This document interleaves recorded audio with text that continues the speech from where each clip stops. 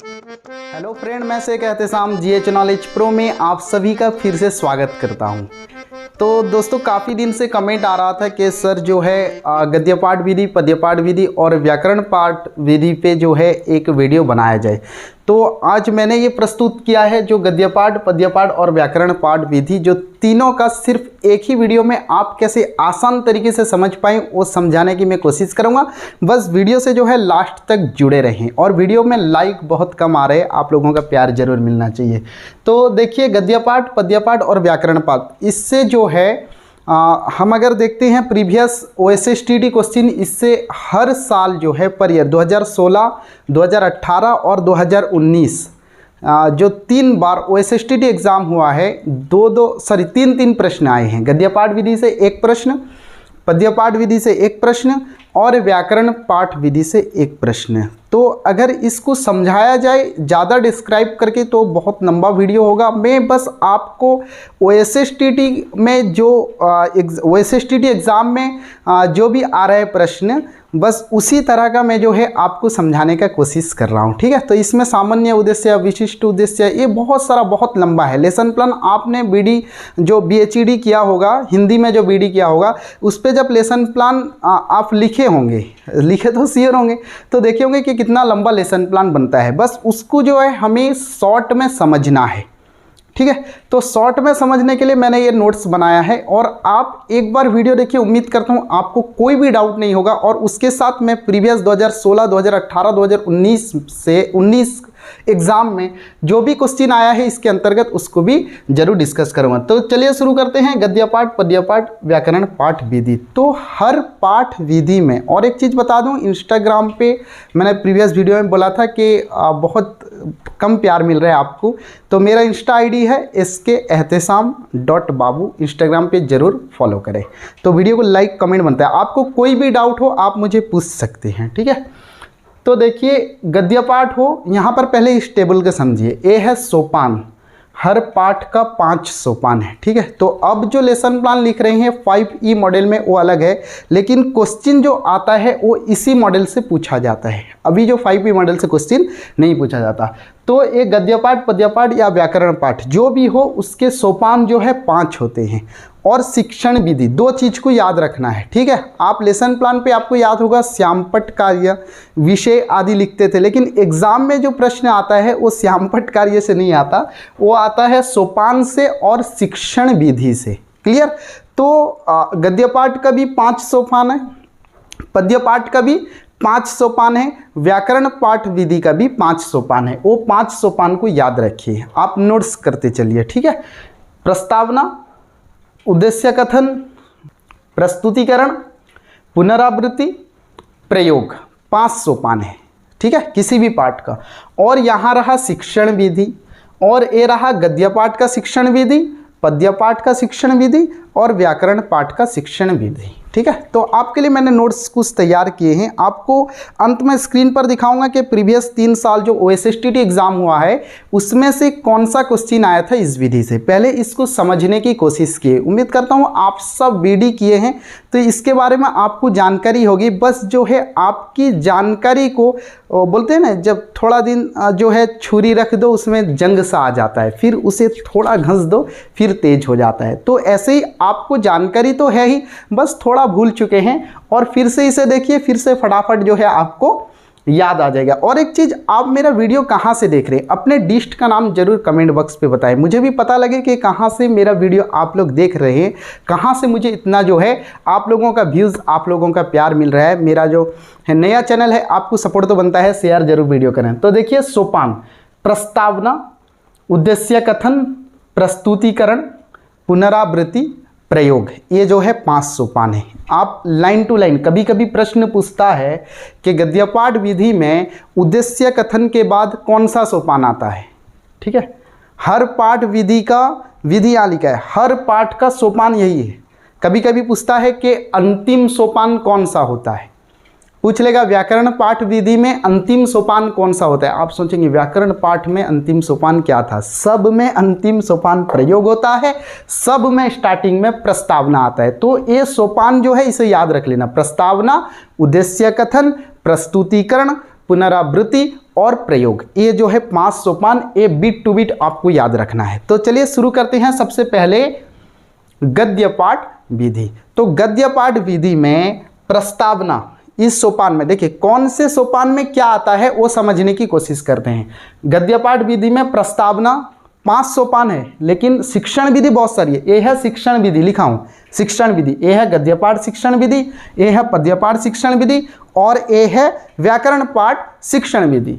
तो यहाँ पर गद्य पाठ में सोपान कौन सा है? प्रस्तावना सोपान। उसके अंतर्गत आता है प्रस्तावनात्मक प्रश्न, यानी विषय प्रवेश करने से पहले हम किसी टॉपिक को पढ़ा रहे हैं। समझ लीजिए हम जैसे नेहरू जी की जीवनी पढ़ा रहे हैं, तो उसके लिए स्टूडेंट से क्या करते हैं ना, कुछ प्रस्तावनात्मक प्रश्न पूछते हैं जिससे विषय प्रवेश करने में आसानी मिले। जैसे हम पूछ लेते हैं कि बच्चों बताओ भारत के कुछ स्वतंत्रता सेनानी का नाम बताओ, या हिंदुस्तान की आज़ादी के लिए जंग लड़ने वालों का कुछ नाम बताओ, भारत के पहले प्रधानमंत्री कौन थे। ऐसे पूछकर जो है डायरेक्ट नहीं जाते, हम विषय में डायरेक्ट नहीं बोलते कि आज हम पढ़ेंगे नेहरू जी की जीवनी, ऐसे नहीं बोलते। हम प्रस्तावना में कुछ प्रश्न पूछते हैं, उसके बाद जो है विषय में प्रवेश करते हैं। तो प्रस्ताव हर चीज में वही होता है, गद्य पाठ में भी वही होता है। देखिए पहला सोपान जो है गद्य पाठ का, पद्य पाठ का और व्याकरण पाठ का। प्रस्तावना सोपान जो है उसमें शिक्षण विधि, गद्य पाठ में भी प्रस्तावनात्मक प्रश्न पूछे जाते हैं, पद्य पाठ में भी, मैं यहां पर दे दिया हूं हाईपेन, इसमें भी प्रस्तावनात्मक प्रश्न पूछे जाते हैं और व्याकरण पाठ में भी प्रस्तावनात्मक प्रश्न पूछे जाते हैं। उदाहरण देकर मैं समझाऊंगा व्याकरण पाठ विधि में, ठीक है। तो गद्य पाठ विधि में हम क्या करते हैं न, प्रस्तावना जो सोपान है उसमें सबसे पहले प्रस्तावनात्मक प्रश्न पूछते हैं। याद रहा आपको? ऐसे पूछ लिए प्रश्न, 2-3 प्रश्न पूछ लिए, हम किसी के बारे में पढ़ रहे हैं तो प्रश्न पूछ लिए। उसके बाद है उद्देश्य कथन। उद्देश्य कथन के सोपान में क्या है? विषय प्रवेश। ने प्रस्तावनात्मक प्रश्न का उत्तर मिलने के बाद हम विद्यार्थियों से कहते हैं, जैसे नेहरू जी की जीवनी पढ़ा रहे हैं, हम विद्यार्थियों से बोलेंगे प्रश्न का उत्तर मिल गया। प्रस्तावनात्मक प्रश्न में पूछे गए 2-4 प्रश्न पूछ लें, बहुत ही सरल, उत्तर मिल गया। उसके बाद हम विषय में प्रवेश करते हैं कि आज हम पढ़ेंगे नेहरू जी की जीवनी, ऐसे कह के श्यामपट्ट पर लिख देते हैं। तो वो रहा विषय प्रवेश। हम थोड़ी सी जानकारी देते हुए विषय में प्रवेश कर जाते हैं, श्यामपट्ट पर लिख देते हैं, ठीक है। उद्देश्य कथन में विषय प्रवेश रहा। और चलते हैं अब गद्य पाठ विधि का तीसरा सोपान, ठीक है। ये है गद्य पाठ विधि, मैं लिखा हूं यहां पर शिक्षण विधि, ये गद्य पाठ विधि, ये पद्य पाठ विधि और ये व्याकरण पाठ विधि। ये है सोपान। तो प्रस्तावना सोपान में रहा प्रस्तावनात्मक प्रश्न गद्य पाठ विधि का। उद्देश्य कथन में रहा विषय प्रवेश, हम विषय में प्रवेश कर गए। और तीसरा सोपान है प्रस्तुतिकरण, जिसमें थोड़ा उलटफेर होता है हर विधि में।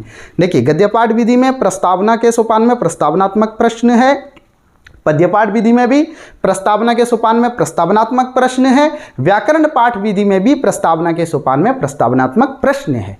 और उद्देश्य कथन के सोपान में देखिए विषय प्रवेश है, पद्य पाठ में भी विषय प्रवेश है और व्याकरण पाठ में भी विषय प्रवेश है। बिल्कुल आपको क्लियर करके मैं बता रहा हूं।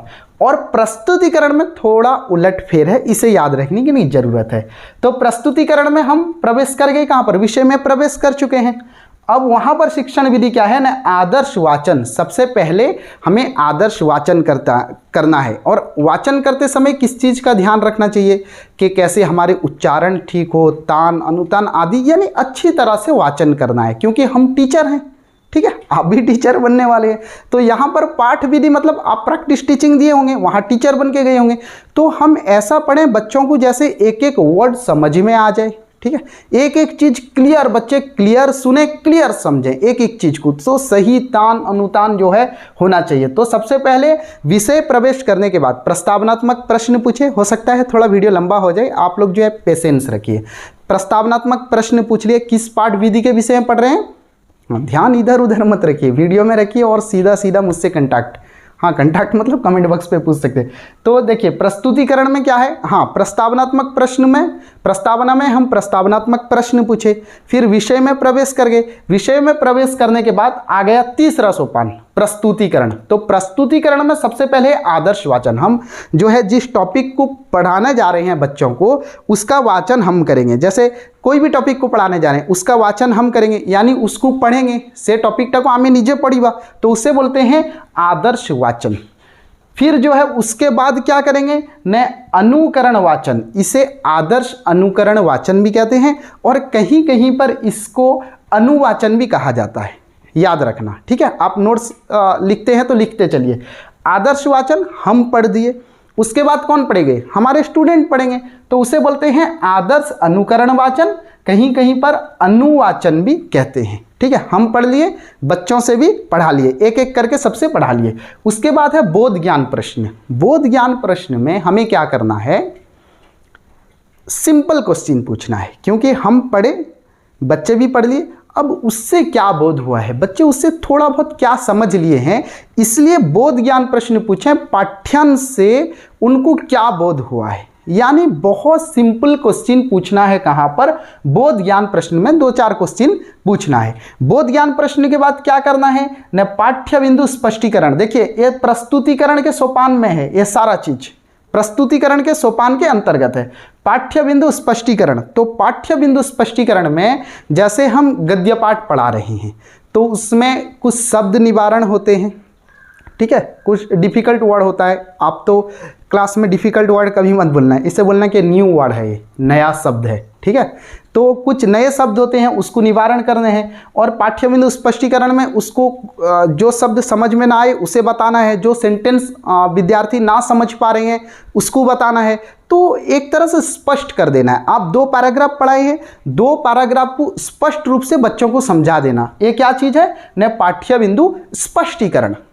2टा पैराग्राफ पढ़ेबार अच्छी, 2टा पैराग्राफ आमे पढ़ेलु आदर्श वाचन, पिला माने पुणी पढ़िले आमे कहलु पढ़ आदर्श अनुकरण वाचन बा अनुवाचन कहती। बोध ज्ञान प्रश्न सिंपल 2-4 प्रश्न पूछ लेना है, कितना बोध हुआ उन्हें, और पाठ्य बिंदु स्पष्टीकरण, उसके बाद पाठ्य बिंदु स्पष्टीकरण यानी हम जो है अच्छी तरह से उन्हें समझा देना है। उसके बाद है मौन वाचन, यानी बच्चों को बोलना है कि अब जो है तुम मनोरे टिके पढ़ी नहीं हो, दिल ही दिल में आराम से बैठकर इत्मीनान से थोड़ा पढ़ लो। किससे बोलना है, अपने विद्यार्थियों से। तो वो रहा मौन वाचन, विद्यार्थी मौन वाचन करेंगे। कभी कभी पढ़ता है मौन वाचन कौन से सोपान के अंतर्गत है, गद्यपाठ विधि में मौन वाचन कौन से सोपान के अंतर्गत है, तो आप लिखना प्रस्तुतिकरण सोपान के अंतर्गत है। कभी कभी पढ़ता है कि मौन वाचन गद्यपाठ विधि में मौन वाचन कौन करते हैं, शिक्षक करते हैं या विद्यार्थी करते हैं या और कुछ लिखा होगा, तो यहाँ पर विद्यार्थी मौन वाचन करेंगे, ठीक है। तो मौन वाचन करने के बाद विचार विश्लेषण के प्रश्न, क्योंकि हम पाठ्य बिंदु स्पष्ट कर चुके हैं, जति कि 2टा पैराग्राफ पढ़ीबार अच्छे आम स्पष्ट रूप से बुझाई रही छू। अब क्या करना है न विचार विश्लेषण के प्रश्न पूछना है, अच्छी तरह उनसे प्रश्न पूछना है और यह समझना है कि जो गद्यांश में विचार आए हैं, ठीक है, भाव आते हैं किस पे, पद्य पे, गद्य पे विचार आते हैं, तो जो भी विचार आए हैं उसको विद्यार्थी अच्छी तरह से समझे हैं या नहीं, हमें विचार विश्लेषण के प्रश्न पूछने हैं, ठीक है, क्लियर।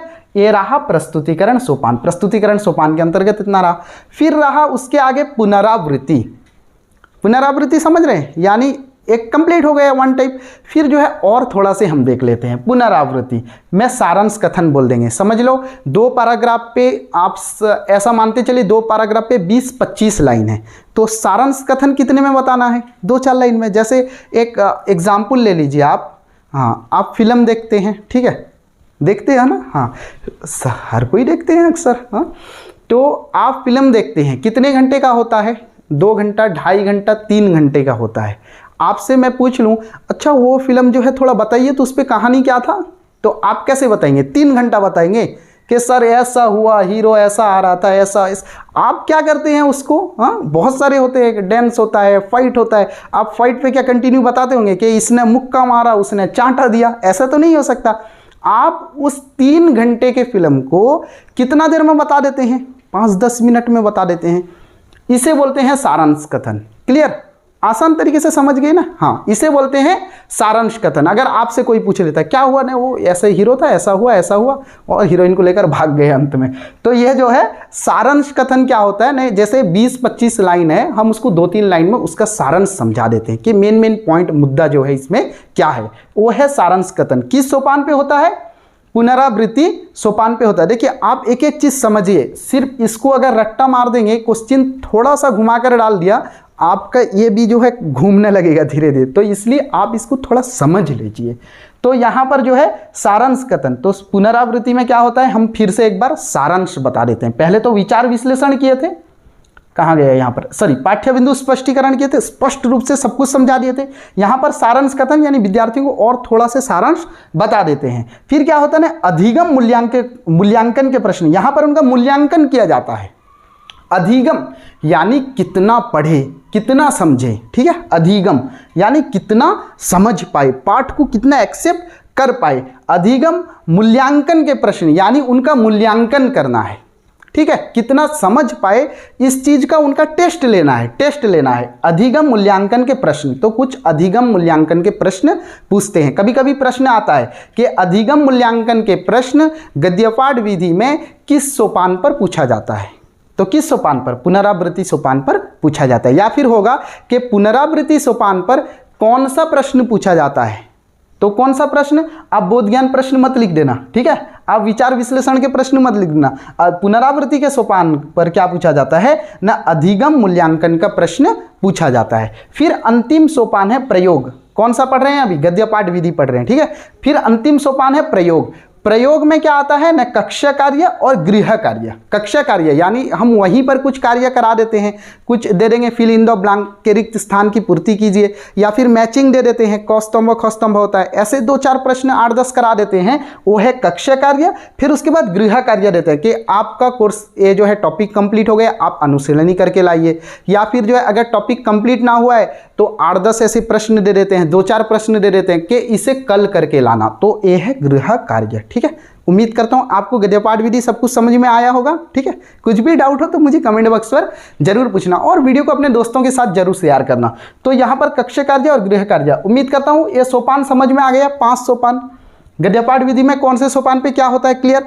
अब चलते हैं पद्यपाठ विधि की तरफ। देखिए पद्यपाठ विधि पे प्रथम सोपान में, प्रस्तावना सोपान में गद्यपाठ पे था प्रस्तावनात्मक प्रश्न, पद्यपाठ में भी प्रस्तावनात्मक प्रश्न, कोई चेंजेस नहीं है, ठीक है। पद्य में आप कोई से कविता पढ़ा रहे हैं, प्रस्तावना के माध्यम से ही वहां जाना है। आप एक क्लास 7-8 कुछ 7 या 8 में है, एक टॉपिक है, एक कविता है चंदा मामा, अगर आप पढ़ा रहे हैं, सोचिए प्रस्तावनात्मक प्रश्न क्या होगा। आप बच्चों से कैसे प्रश्न पूछकर विषय प्रवेश करेंगे। आप श्योर पूछेंगे कि बच्चों रात में आसमान में क्या दिखता है, तो कुछ बच्चे तो चांद बोल देंगे, कुछ बच्चे बोलेंगे मैडम तारा दिखता है, सर तारा दिखता है, और कुछ बच्चे बोलेंगे सर फ्लाइट दिखता है, हाँ, और कुछ बोलेंगे मैडम फ्लाइट दिखता है। तो ये जो है डिफरेंट टाइप ऑफ क्या आएगा, आंसर आएगा। हमें कंसंट्रेट किस पर करना है, ने चांद पर करना है। अगर बच्चे कोई चांद नहीं बोलता है, हम प्रस्तावना में फिर दूसरा प्रश्न पूछेंगे, अच्छा बोलो सबसे खूबसूरत क्या लगता है, तो बच्चे बोलेंगे हाँ बड़ा सा चांद है।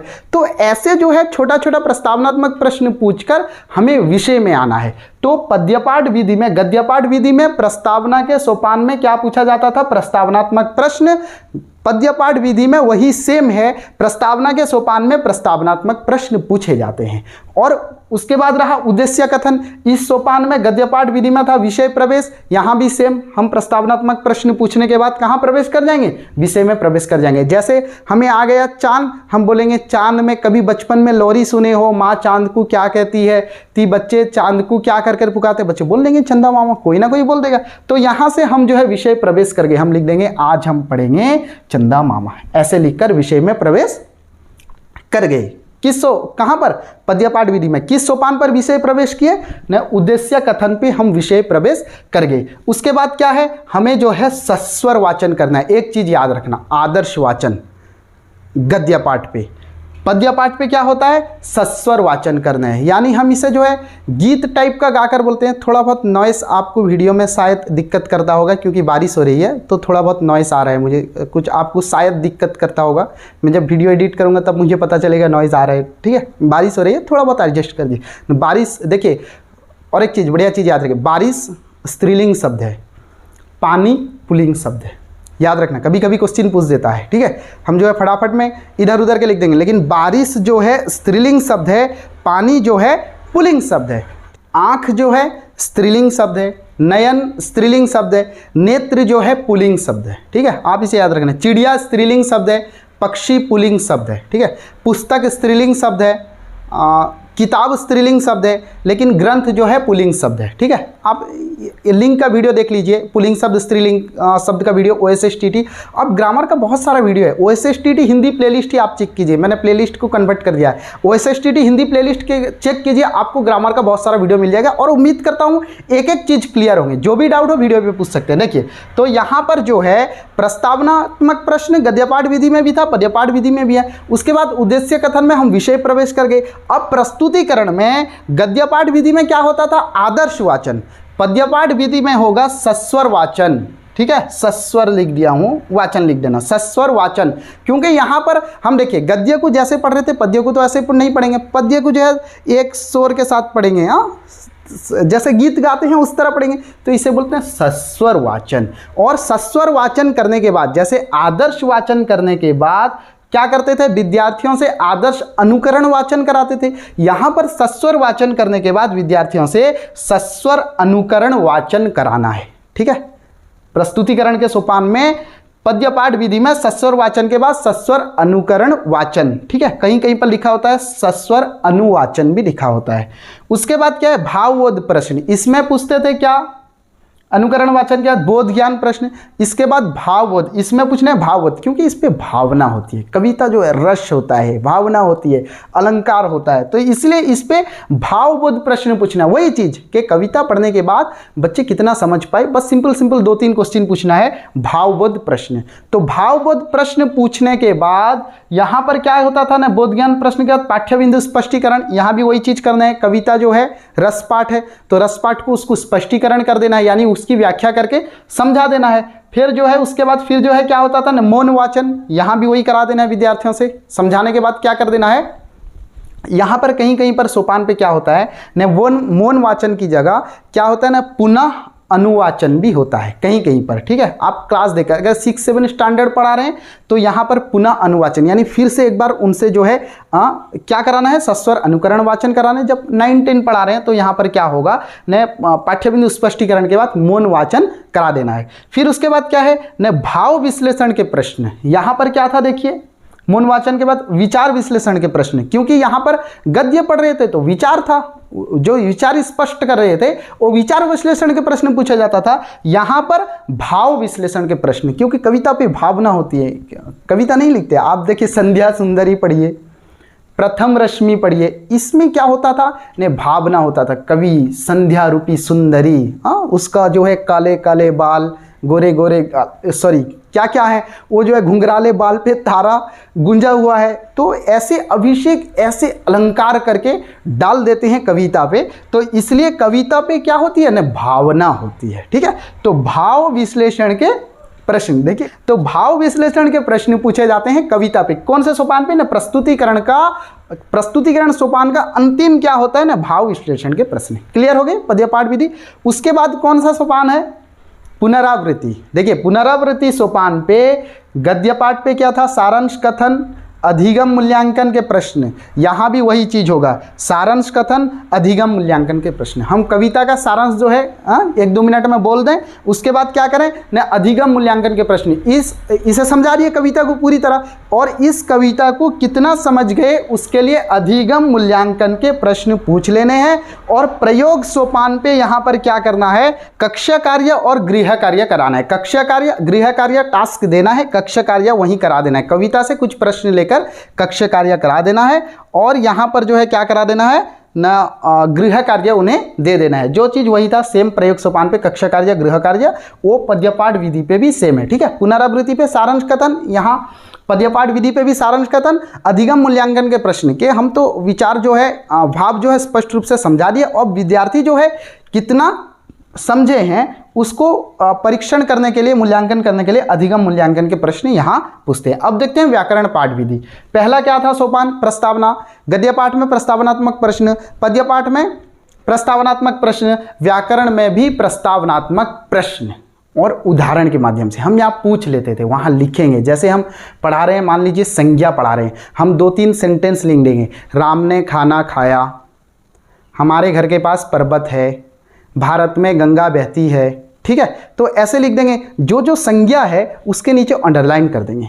और बच्चों से क्या पूछेंगे, बच्चों बताओ पहले लाइन पे अंडरलाइन कौन सा वर्ड पे है। बच्चे बोलेंगे सर पर्वत पे है, दूसरे लाइन पे भारत पे है, तीसरे लाइन पे बच्चे बोल देंगे ऐसे। तो उसके बाद जो है ये प्रस्तावनात्मक प्रश्न हो गए उदाहरण के माध्यम से, और हम उसके बाद विषय प्रवेश कर जाएंगे कि चलो आज जो है हम संज्ञा और उसके 2 भेद, 3 भेद या फिर 5 भेद भी पढ़ा दें, टोटल 5 भेद हैं, उसके बारे में बोलकर हम विषय प्रवेश कर जाएंगे। श्यामपट्ट पर लिख देंगे कि संज्ञा और उसके 5 भेद पढ़ने वाले हैं, ठीक है। तीसरा सोपान कौन से आ गया? प्रस्तुतिकरण सोपान। प्रस्तुतिकरण सोपान पे 2-3 अनुवृत्ति में डिवाइड करेंगे, यानी प्रथम अनुवृत्ति, जैसे एक अनुवृत्ति लेते, अनुवृत्ति उदाहरण 4-5 लाइन उदाहरण दे दिए, उससे प्रश्न पूछेंगे, उसमें अंडरलाइन कर दिए कि बच्चा खा रहा है, बच्चा कहने से किस चीज़ का बोध होता है। हम बोलेंगे मेज पर पुस्तक रखी हुई है, तो मेज पुस्तक अंडरलाइन कर देंगे। ऐसे करके उदाहरण देना है, 4-6 उदाहरण देना है, उससे प्रश्न पूछना है। कैसे प्रश्न? न विश्लेषणात्मक प्रश्न पूछना है, उसको एनालिटिक करना है कि क्या चीज़, हमें क्या चीज़ पढ़ाना है, संज्ञा पढ़ाना है, तो वहाँ को संज्ञा को अंडरलाइन किए होंगे और विद्यार्थियों को उस पर प्रश्न पूछेंगे। तो प्रथम अनुवृत्ति उदाहरण, 2-4 लाइन उदाहरण दे दिए, विश्लेषणात्मक प्रश्न पूछ लिए, उसके बाद नियम निर्धारण के प्रश्न पूछेंगे, ठीक है। किस पे? ग्रामर पे, व्याकरण पे, नियम निर्धारण के प्रश्न। यानी हम जैसे बोलेंगे जातिवाचक संज्ञा, जैसे एक जाति, जैसे शिक्षक एक जातिवाचक संज्ञा है, लड़का, बच्चा जातिवाचक संज्ञा, तो हम जो जो एग्जाम्पल दिए होंगे यहाँ पर अनुवृत्ति 1 में, उस एग्जाम्पल से बोलेंगे अच्छा अब बताओ लड़का कहने से किस चीज़ का बोध होता है। बच्चे क्या बोलेंगे? एक किसी लड़के, लड़का मतलब जितने लड़के हैं। बोलेंगे शिक्षक कहने से किस चीज़ का बोध होता है, तो बोलेंगे सर मैम के जितने शिक्षक हैं सबका।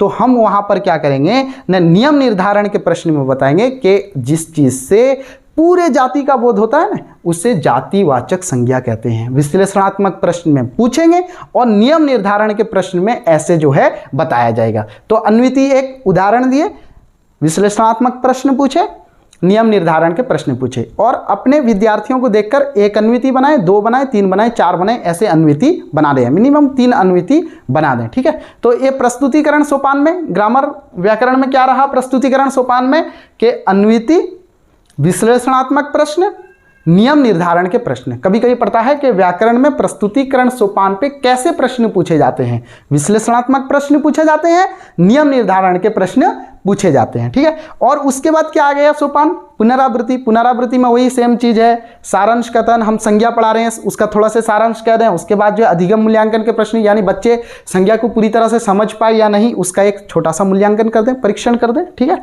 उसके बाद प्रयोग में है कक्षा कार्य, हम वहीं पर कक्षा में कुछ कार्य करा दें, या फिर जो है उसके बाद क्या करें, गृह कार्य में कुछ जो है टास्क दे रहे हैं, ठीक है। उम्मीद करता हूं सब कुछ समझ में आएगा। चलिए हम देखते हैं 2016, 2018, 2019 में इससे क्वेश्चन कौन सा आया था। मैं क्वेश्चन बोलूंगा, आंसर नहीं बोलूंगा, बोल दूं, ठीक है, आंसर भी बोल दूंगा, लेकिन आप पहले सोचकर बताएं। जितना हुआ आप स्पष्ट रूप से समझ गए। कुछ भी डाउट हो मुझे कमेंट बॉक्स पर जरूर बता सकते हैं। और एक चीज़ यार, इंस्टाग्राम पे भी आपका प्यार बहुत ज़रूरी है, मेरा इंस्टा ID आप फॉलो कर सकते हैं। देखिए 2016 में आया था गद्यपाठ विधि से एक प्रश्न आया था, गद्यपाठ योजना का अंतिम सोपान कौन सा है? 2016 में आया था गद्यपाठ योजना का अंतिम सोपान। देखिए कोई भी पाठ योजना का अंतिम सोपान कौन सा है? प्रयोग है। तो यहाँ पर आप लिख सकते हैं गद्यपाठ योजना का अंतिम सोपान जो है प्रयोग है। और एक क्वेश्चन आया था वही 2016 में, पद्यपाठ में सस्वर अनुकरण वाचन के बाद कौन सा सोपान आता है? किसमें? पद्यपाठ में। पद्यपाठ में क्या है न, सस्वर कहाँ गए, यहाँ सस्वर अनुकरण वाचन के बाद कौन सा सोपान आता है न, बोध ज्ञान प्रश्न आता है। कहाँ गया? सस्वर अनुकरण, भाव बोध प्रश्न। तो आप यहाँ पर कहाँ क्लिक करना है कि पद्यपाठ में सस्वर अनुकरण वाचन के बाद कौन सा आता है न, भावबोध प्रश्न आता है। देखिए शिक्षण विधि को कभी कभी सोपान के रूप में पूछ देता है, लेकिन सोपान जो है वो 5 है, तो इसलिए आप इसको जो है पूरा माइंड पे बैठा के चलिए। व्याकरण को बोधगम्य बनाने के लिए क्या करना अधिक उचित है? यानी बच्चे अच्छी तरह से समझ जाएं क्या करना अधिक उचित है। 4 ऑप्शन है, तो इसमें करेक्ट आंसर होगा उदाहरण के द्वारा नियम पर आना। हाँ, और एक चीज़ मैं बताने भूल गया था। देखिए उदाहरण मैं जो यहाँ पढ़ाया आपको कि व्याकरण का जो लेसन पढ़ाया ये है आगमन विधि। उदाहरण देंगे उसके बाद जो है नियम पर आएंगे, क्योंकि बच्चे उदाहरण से समझ जाएंगे, उसके बाद नियम पर आएंगे। इसे बोलते हैं आगमन विधि। और डायरेक्टली नियम बता देंगे फिर उदाहरण पर जाएंगे, इसे बोलते हैं निगमन विधि। लेकिन आगमन विधि जो है बेटर है, तो इसलिए प्रश्न भी OSSTT में आगमन विधि से यानी इसी विधि से आते। निगमन विधि पहले नियम बता देंगे, फिर जो है प्रश्न पूछेंगे, फिर उदाहरण पूछेंगे, लेकिन आगमन विधि में पहले उदाहरण, फिर प्रश्न, फिर नियम। ठीक है, तो आगमन विधि बेटर होता है। उसके बाद देखिए 2018 में प्रश्न आया था, गद्य पाठ में व्याकरणिक कार्य किस सोपान पर किया जाता है। एक गद्य पाठ है, व्याकरणिक कार्य कहाँ करते हैं, किस सोपान पर? निश्चित तौर पर हम कहाँ करते हैं ना, प्रयोग पे करते हैं, कक्षा कार्य, इसमें व्याकरणिक कार्य करते हैं। और एक प्रश्न आया था वही 2018 में, पद्य पाठ में आदर्श सस्वर वाचन के बाद कौन सा कार्य किया जाता है, किसमें? पद्य पाठ में। ठीक है, पद्य पाठ में आदर्श सस्वर वाचन के बाद, देखिए आदर्श सस्वर वाचन कर दिए, इसे आदर्श सस्वर वाचन भी बोलते हैं। तो सस्वर वाचन के बाद सस्वर अनुकरण वाचन किया जाता है। ठीक है, तो इसका आंसर आप लिख पाएंगे। और एक क्वेश्चन था 2018 में, व्याकरण पाठ में उदाहरण के आधार पर प्रश्न पूछने और नियम निकालने को कौन से विधि कहते हैं। अभी बोल रहा था कि उदाहरण के आधार पर प्रश्न पूछने, यहाँ हम उदाहरण दिए, उसके आधार पर प्रश्न पूछे, फिर जो है नियम निकाल दिए, तो इसे क्या कहते हैं? इसे आगमन विधि कहते हैं। निगमन विधि पे पहले नियम बताते हैं, फिर प्रश्न पूछते हैं, फिर उदाहरण पे जाते हैं, लेकिन आगमन विधि जो है बेटर है। तो यही आया था 2018 में प्रश्न कि व्याकरण पाठ में उदाहरण के आधार पर प्रश्न पूछने और नियम निकालने को कौन से विधि कहते हैं। उदाहरण देते हैं, प्रश्न पूछते हैं, फिर नियम निकालते हैं, इसे कौन सी विधि कहते हैं? आगमन विधि कहते हैं। और 2019 का प्रश्न, कौन सा पाठ रस पाठ कहलाता है। ये तो बहुत ईजी है। रस पाठ कौन सा है? पद्य पाठ है, रस है, बहुत सारे, खाली रस ही रस है इस पे। कौन सा पाठ रस पाठ कहलाता है? पद्य पाठ जो है रस पाठ कहलाता है, बहुत ईजी है। गद्य पाठ के प्रारंभ में कौन से प्रश्न पूछे जाते हैं? किसी भी पाठ के प्रारंभ में कौन से प्रश्न पूछे जाते हैं? प्रस्तावना सोपान होता है, प्रश्न होते हैं प्रस्तावनात्मक प्रश्न। पद्य पाठ में भी प्रस्तावनात्मक प्रश्न, व्याकरण में भी प्रस्तावनात्मक प्रश्न। तो यहाँ क्वेश्चन था 2019 में, गद्य पाठ के प्रारंभ में कौन से प्रश्न पूछे जाते हैं? तो प्रस्तावनात्मक प्रश्न। तो और एक क्वेश्चन था 2019 में, व्याकरण पढ़ाते समय पहले किस विधि का उपयोग अधिक उपयुक्त लगता है। देखिए व्याकरण पढ़ाते समय दो विधि है, एक है आगमन विधि, एक है निगमन विधि। मैं अभी बोल रहा था कि आगमन विधि बेटर क्यों है, क्योंकि उदाहरण देते हैं, बच्चे आराम से उदाहरण समझते हैं, उससे कुछ प्रश्न पूछ लेते हैं, उसी के अनुसार नियम निकाल देते हैं। तो आगमन विधि ही सबसे बेस्ट है। तो वही प्रश्न आया था कि व्याकरण पढ़ाते समय पहले किस विधि का उपयोग अधिक उपयुक्त लगता है। किस विधि का? आगमन विधि का। ठीक है, तो चलिए वीडियो को यहीं रखते हैं। इंस्टा पे फॉलो करना मत भूलें, SKEhtesham.babu। फिर मिलते हैं और एक वीडियो के साथ। आप लोग कमेंट कीजिए ग्रामर का कौन सा सेक्शन का पढ़ाई हो। तब तक के लिए वीडियो को यहीं रखते हैं और आप लोगों का बहुत बहुत शुक्रिया। बाय बाय, जय हिंद।